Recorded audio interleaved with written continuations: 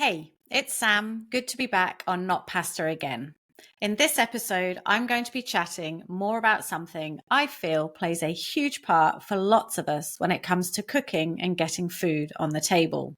And that's confidence, or should I say, a lack of it. This one word conjures up so many things and so many feelings when we talk about food. And that can be from finding our confidence, why we might lose our confidence, and the different things that can knock our confidence along the way. And there's even the notion that perhaps we never really had any confidence in the first place. As Ellie touched on in the last episode when I interviewed her, she said her confidence had dropped after cooking for children for 5 years and not having people around for dinner like she used to. That in itself says so much, that cooking for children can shift someone into a different cooking zone, as if children aren't normal people. No comment. So in today's episode, I'll be expanding a lot more on that and also the reasons as to why you feel you might have lost your confidence. Personally, I get this one a lot. Feeling confident in the kitchen has not been my natural state of being. In fact, for the most part of my life, I felt far from confident. But more of that later. First off, I just want to say a huge thank you to so many of you who have reached out and said that you are actually enjoying the podcast so far. I'm really pleased that you're enjoying it and that it has actually resonated with you. I hope you've all seen my replies and please do keep sharing your thoughts. I also just want to say a huge thank you to those of you who have left a review for me as well. It really does mean a huge amount. If you haven't left me a review yet, it would be amazing if you would consider doing so. 5 stars, of course, please. And you can do that on Apple Podcast and Spotify. And this is a lovely review that I've received from Gary. I've just listened to the first 2 episodes of Not Pasta Again and loved it. The host, Sam, is refreshingly honest and offers thoughtful advice without coming across as preachy. Instead of pushing for some perfect, often unrealistic way of doing things, Sam speaks with empathy and really connects with the struggles of busy parents. It's all about keeping things healthy and interesting in the kitchen. And it feels like it's speaking directly to me. I'm really looking forward to future episodes. Thank you so much, Gary, for that review. Going back to whether you would like to leave me a review, it would be great if you could do so. It doesn't have to be long, and it will just help for the show to be found by more people like us who are finding the kitchen to be a bit of a headache.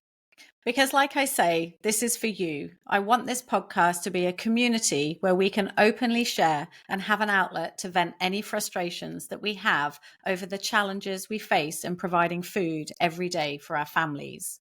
I feel like lots of us are in the same boat, and if we can just collectively share ideas, champion each other, maybe just nod in agreement, we'll just be there to give each other a virtual pat on the back.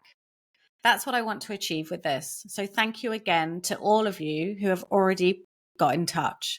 Please do keep sharing your thoughts, your wins, your losses, because there may be some of those too, and any recipe ideas that you might have.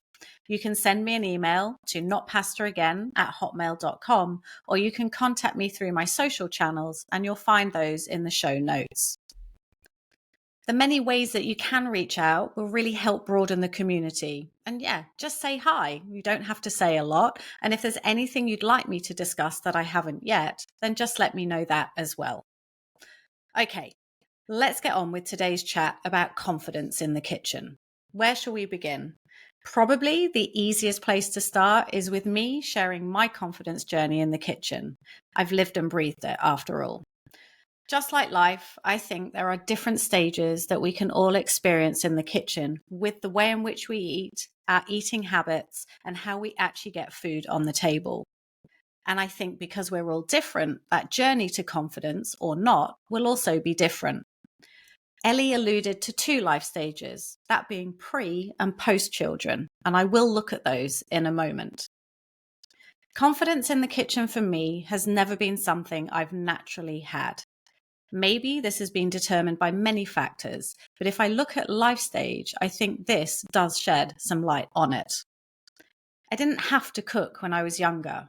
My parents put good food on the table, And if I'm honest, food was never really a focal point for me as a child.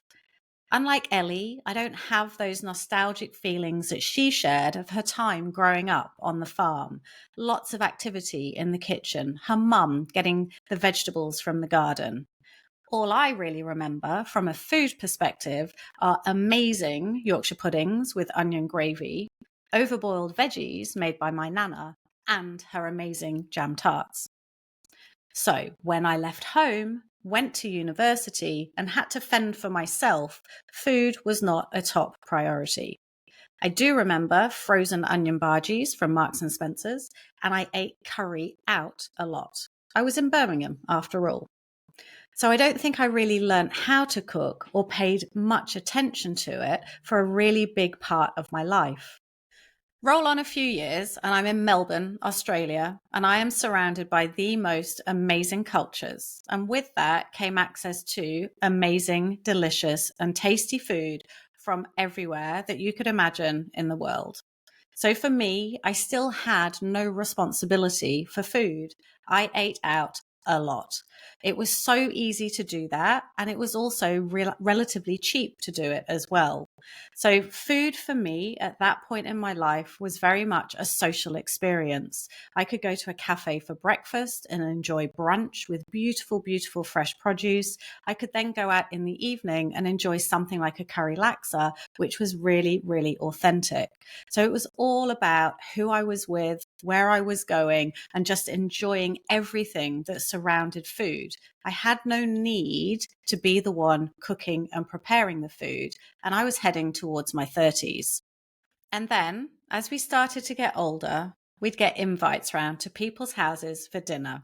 And I can remember thinking, it's going to be my turn soon. And all of a sudden, I felt my first bout of expectation when it came to putting some food on the table. I had no idea of what I could cook, and my lack of confidence was heightened because Shelley, my very lovely friend, was a really, really good cook. So I felt really useless in comparison to her. And that is not a great feeling to have when you're serving up dinner to 3 friends because you're pretty sure before you've even started making it that what you're going to make is going to be rubbish. And sure enough, the first time I cooked dinner, it was a failure. I remember it clearly in my flat. I had no confidence leading up to the event. I definitely didn't have a repertoire of meals to choose from, and I didn't have any confidence after the event. I can't actually remember if we finished the meal. I remember it was a bit of an insipid chicken dish with Philadelphia sauce, something like that. I definitely, however, don't remember any subsequent dinner parties at my place. So I can kind of smile and laugh about it now, but the fact I can still remember it says something. So for me, a lack of experience of being in the kitchen, being around food being prepared for a big part of my life has generally resulted in me lacking in confidence in the kitchen. And this has stayed with me until I got myself a Thermomix. I can confidently say that the food I put on the table now is of a very high quality. It might not be liked by everyone, but I know it's not being rejected because it's not good, because it is good. But I also believe that until you have children, if you have them, you do have more of a sense of freedom around food. And maybe that's because there is no expectation associated with what you make or cook. You are purely responsible for yourself. So my experience pre-children was very different to Ellie's. Pre-children, Ellie spoke about enjoyment, time, creativity, and you could see it and hear it in her voice that when she cooked pre-children, she loved it. Thinking about it now, I'd love to know what it was about that situation that gave her greater confidence. So, if you're listening, Ellie, what was it? Time to be creative? Time to cook? No fussy eaters? Or I wonder, was it just a general sense of freedom to be able to do what you wanted to do when you wanted to do it? I'd also be really intrigued to know your experience of this before children were a part of your world. Are you more Ellie and you had confidence before the kids arrived? Or are you more me and you've never really had much confidence in the kitchen?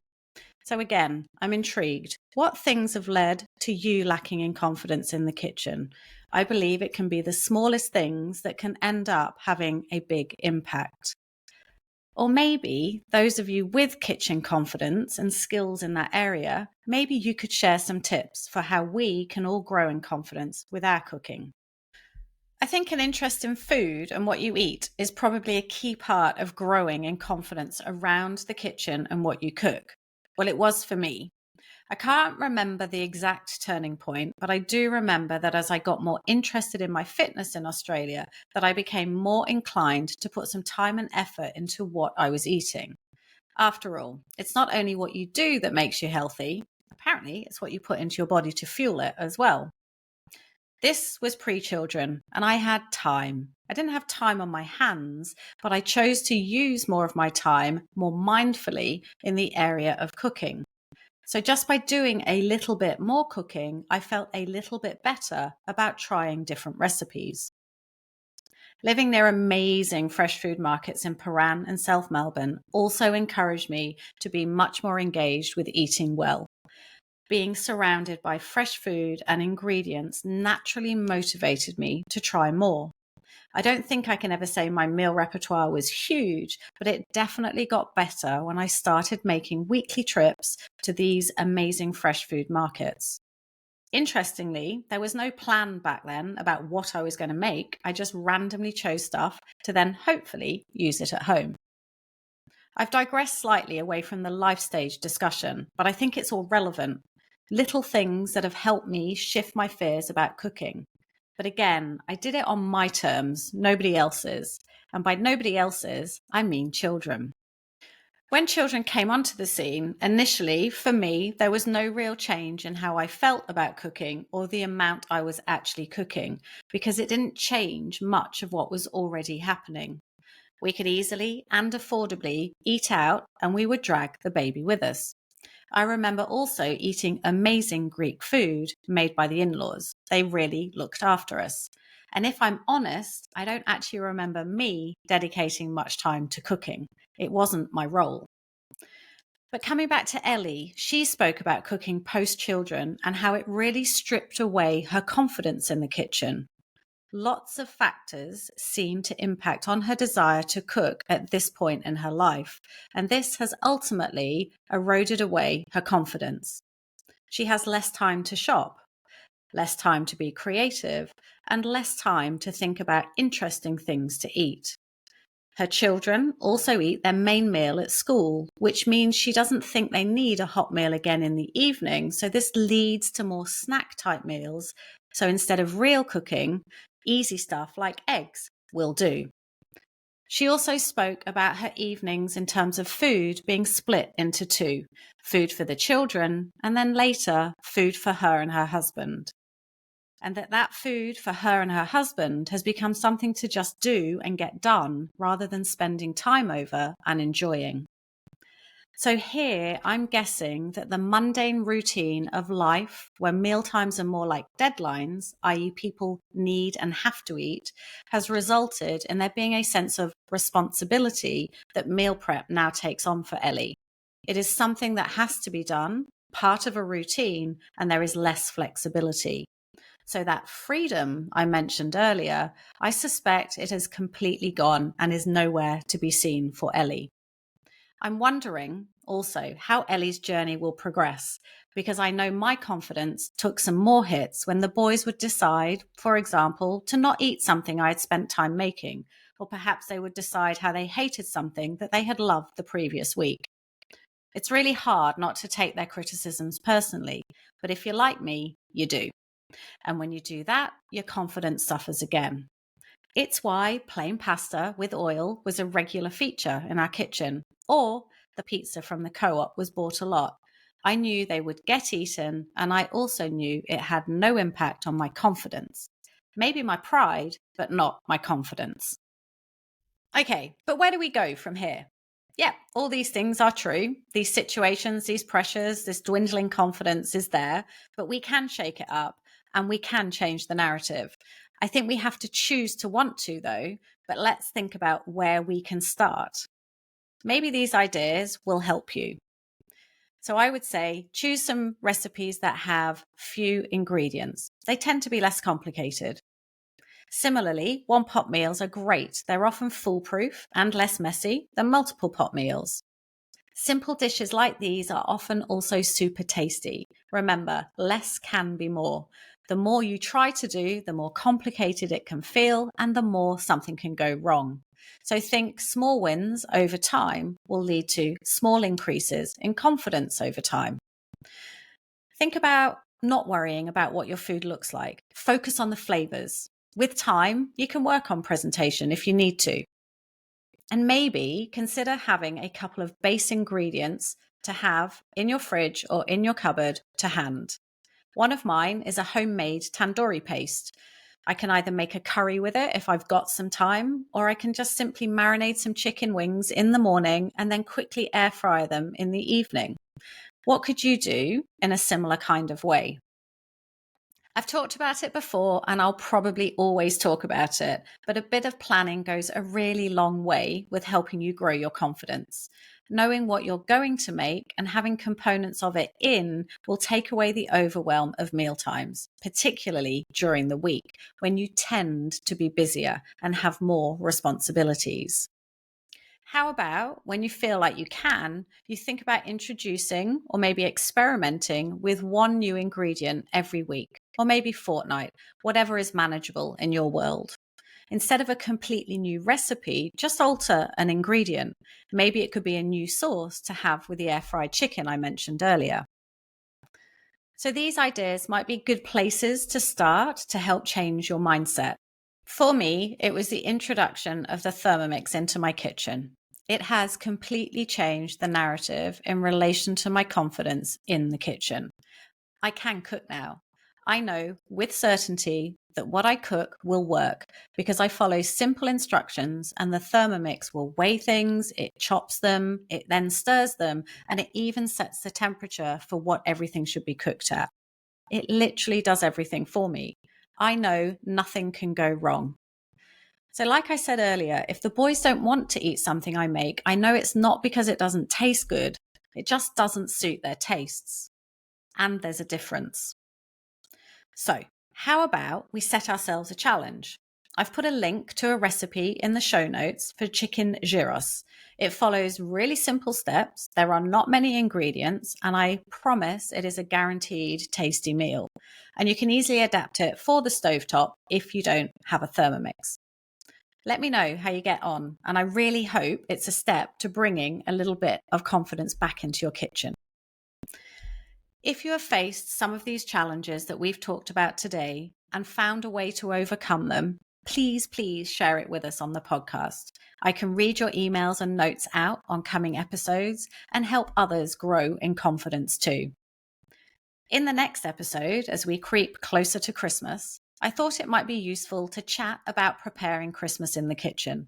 How do we deal with the overwhelm if it's our turn to host for the family?